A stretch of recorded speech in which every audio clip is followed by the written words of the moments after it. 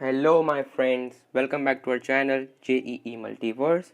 Today we have brought to you Pathfinder weekly questions, and what are we solving? We are solving NLM, Newton's laws of motion, MCQ number 2, as you have already seen in the thumbnail.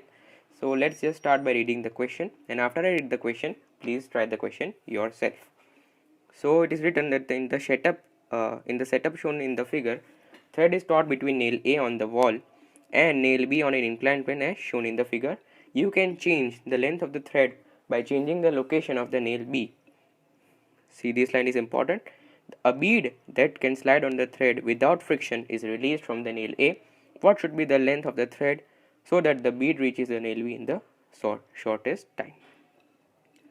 So in the question is basically given that we can change the location of the B point. So when we shift it here, the length becomes like this, and when we shift it here, length becomes like this.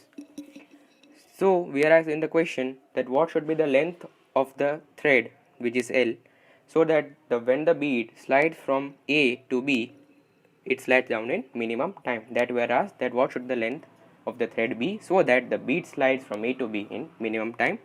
Okay.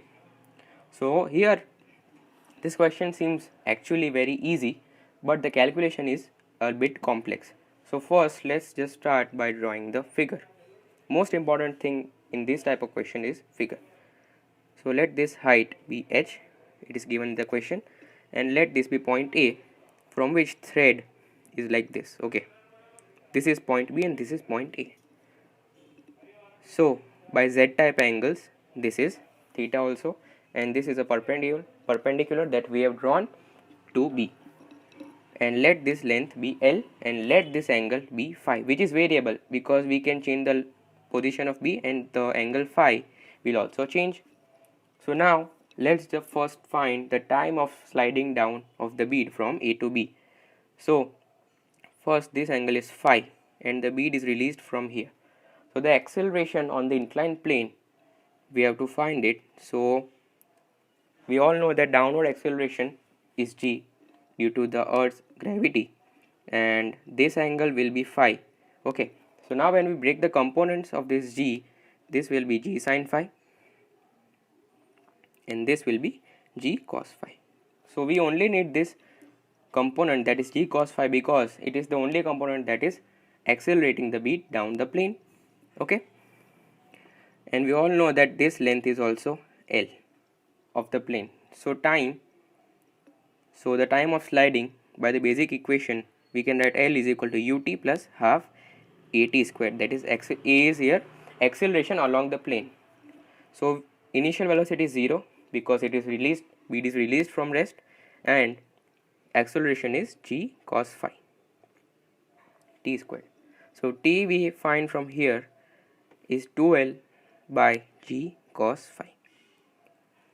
But now we cannot say anything about t because here our length L is variable.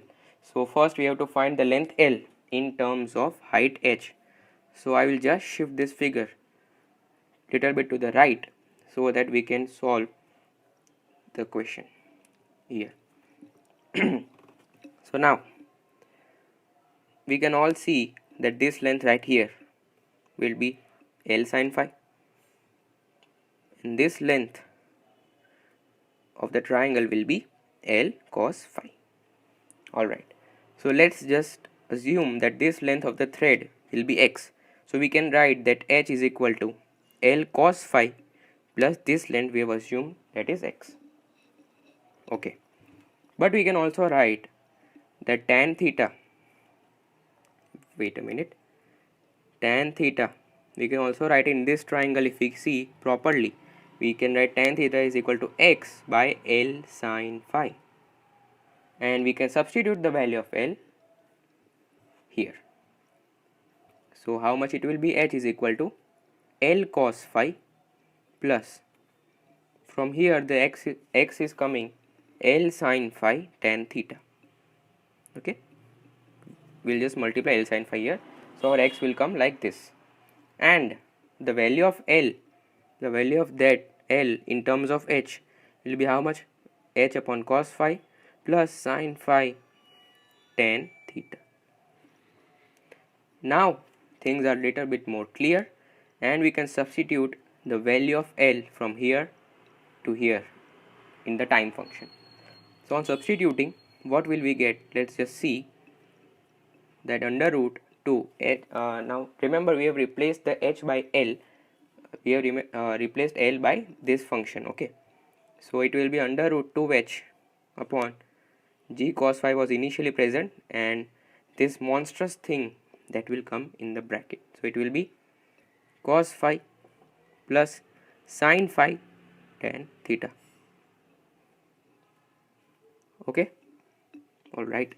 So this is our time function, and if we open the brackets, it will come like this. It will be g cos squared phi plus sin phi cos phi tan theta.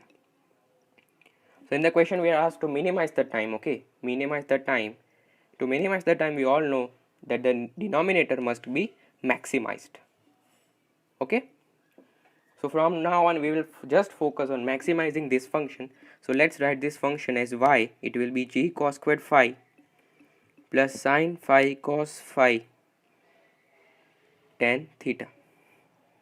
So for maximizing this, we all know that dy by d phi should be equal to 0, and whatever value we get for phi, we will substitute here in this function. L is equal to h upon cos phi plus sin phi tan theta. Okay, so we are now ready for calculation. So let's just solve it. We can write dy by d phi. First let's differentiate cos squared phi. So 2 cos phi, and by chain rule we also have to differentiate the inner function, okay, because we all know that x squared is differentiation of x squared is equal to 2x, okay, but here we also have to differentiate cos phi because of chain rule. So differentiation of cos phi is minus sin phi. Alright, so now we have differentiated cos phi, and we have to differentiate this particular function. So now what we'll do, as theta is constant, because the angle of the inclined plane is constant, so we can easily remove tan theta outside, and we can differentiate the inner function, that is sin phi cos phi. So we all know the differentiation, if it is like this, y is equal to u into v, and both are variable, so it will be u differentiation of u into v plus differentiation of v into u.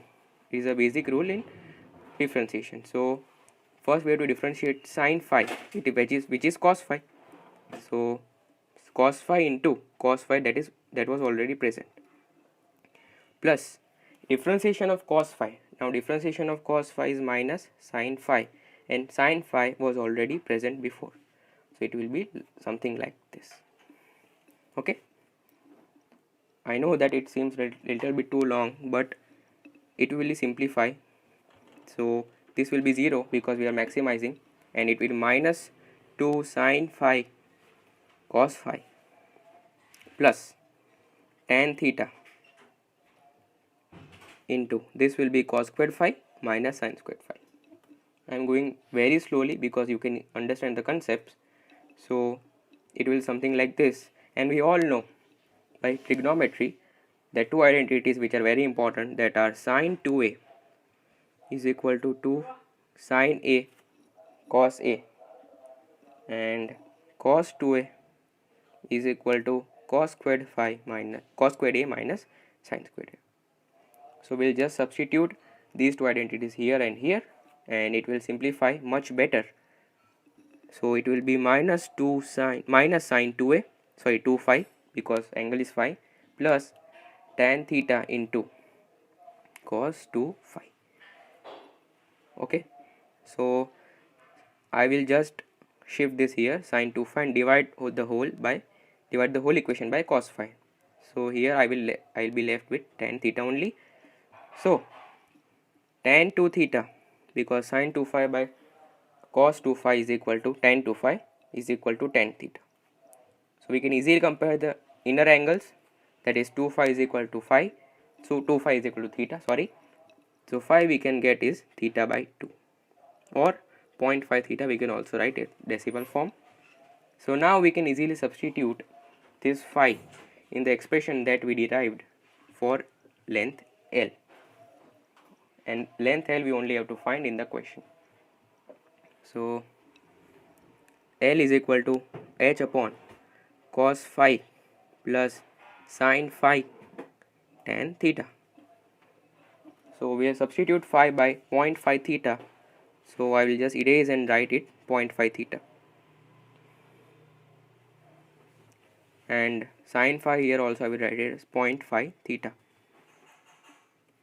into tan theta. And tan theta we can also write as sin theta by cos theta. And we can also multiply this cos theta here.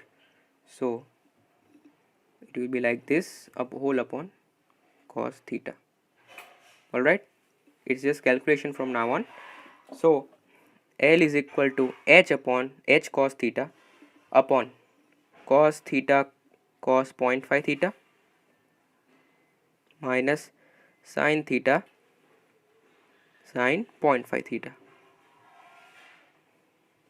Okay, so now another identity of trigonometry, which is cos A cos B.